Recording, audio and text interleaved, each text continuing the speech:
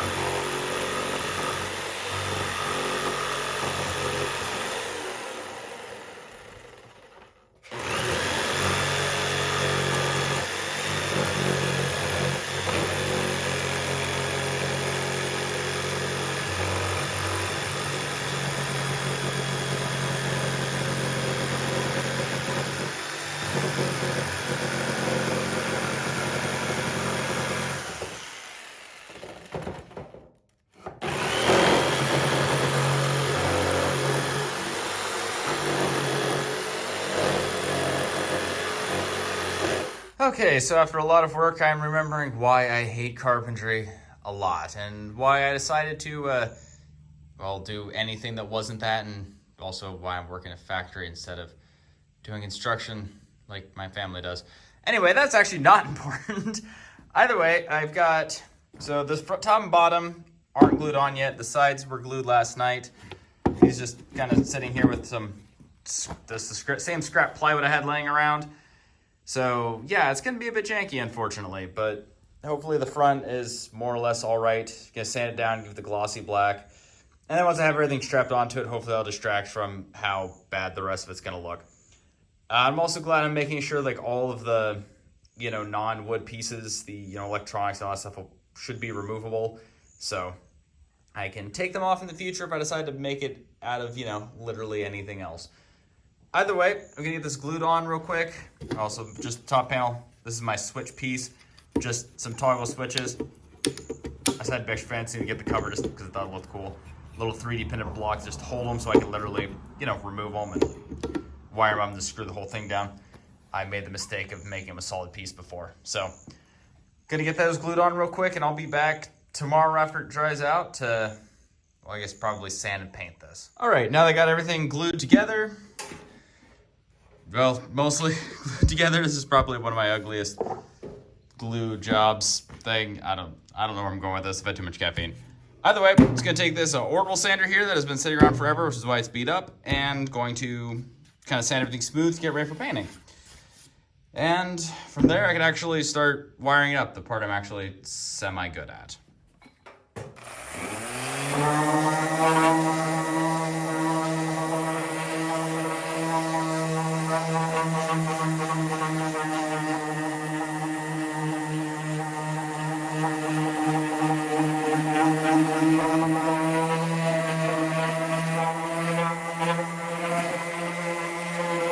Okay, so I got this all painted up here. It's kind of on my living room floor at the moment.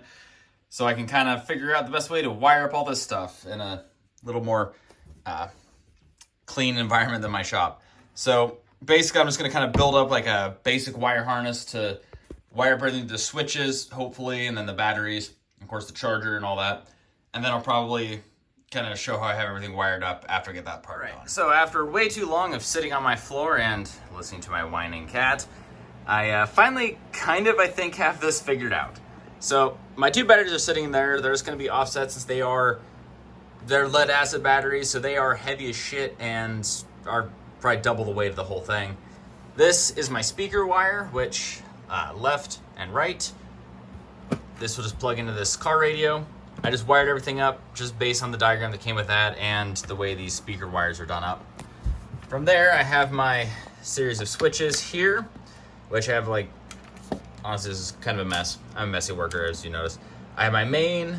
This just turns everything on and off, which once that's done, it will automatically turn on the radio. And if you can't tell, I have a couple wires from here that go to the radio. So basically with car radios, you'll have your main, you know, power and ground, which is let me think, the red and black, which is something to wire the ground and everything. Should probably do that before I get done. But then you also have this yellow one, which basically gives constant power to the radio. So that way when you like, turn your car on, you don't have to reset your clock and, you know, all your radio settings every time. But since this is just going to be used as a boombox and not a timer, I don't want just draining the batteries. I just wire that directly into the switch so it also turns on and off. Then as you tell, these are all wired into a row here to where these power the rest of the switches. This first one goes to this strip of LEDs, which is connected to another strip here that will be wrapped around the speakers here on this little lip, which will sit just outside of the box to give it the behind glow.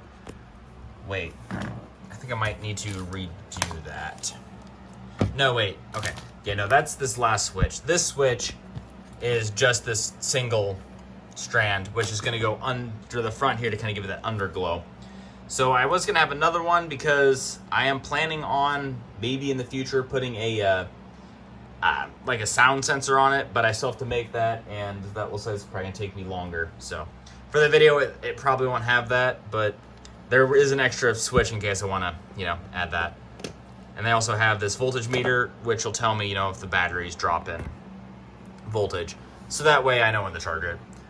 Other than that, I basically, again, have to wire the ground into all this stuff and just assemble it from here. So this has been interesting.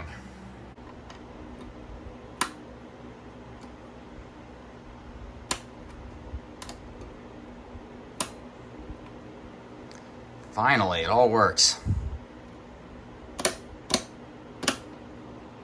Okay, now I've got everything tested, wired up, and just, you know, should be ready to go.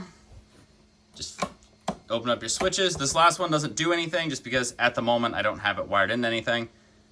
But turn that on, turns on your radio. Another one, it turns on the underglow, and then the speaker lights. I really want to, at some point, figure out a way to like wire all these lights into the radio so that way they'll like flash and stuff. But for just kind of an experimental build of building a boombox out of a car radio, honestly, I think this works pretty well. So now we're just ready to listen to some copyrighted music. I really wish I could have this thing going, but it does sound really good. I was using it shortly after building, and I had it like sitting in my living room, and I was off in my kitchen, which is like not far away. It's not a big house, but it does fill up with a lot of sound. Of course, these are like the size of the last like full Bluetooth speaker I made. So honestly, just kind of a fun build, interesting challenge. So hope you enjoyed.